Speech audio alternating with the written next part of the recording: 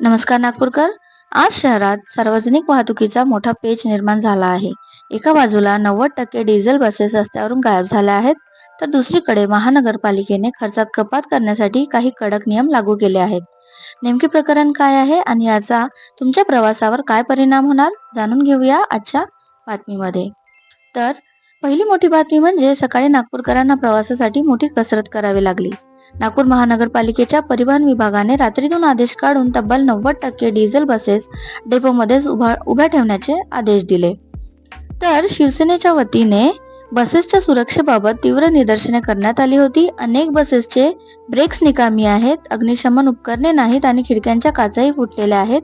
प्रवाशांचा जीव धोक्यात नको म्हणून हा निर्णय घेण्यात आला. सकाळी हजारो नागरिक अडकून पडल्यानंतर प्रशासनाने आता थोडी सवलत दिली आहे. बस ऑपरेटरना दुरुस्तीसाठी 15 दिवसांचा वेळ देण्यात आला आहे. पण आज सकाळचा गोंधळ नागपूरकर विसरणार नाहीत. दुसरीकडे नागपूर महानगरपालिकेने राज्य सरकारच्या सूचनेनुसार खर्चात कपात करण्याचा निर्णय घेतला आहे. त्यामुळे आता मनपाचे अधिकारी आणि कर्मचाऱ्यांना आठवड्यातून किमान एक दिवस मेट्रो, बस किंवा कार पूलने ऑफिसला यावे लागणार आहे. इलेक्ट्रिक वाहनांना प्राधान्य द्यावे असे त्यांचे म्हणणे आहे. यापुढे सरकारी कामासाठी केवळ इलेक्ट्रिक वाहनांचा वापर वाढवला जाईल. पुढचे 6 महिने कोणत्याही नवीन सल्लागारांची नेमणूक केली जाणार नाही. सरकारी ताफा कमी करून सामान्य जनतेचा पैसा वाचवण्याचा हा प्रयत्न आहे. तर नागपूरकर, तुम्हाला काय वाटते?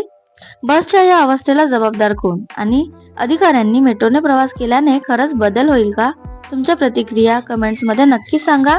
नागपूरच्या अशाच ताज्या अपडेट्ससाठी आपल्या चॅनलला सबस्क्राईब करायला विसरू नका.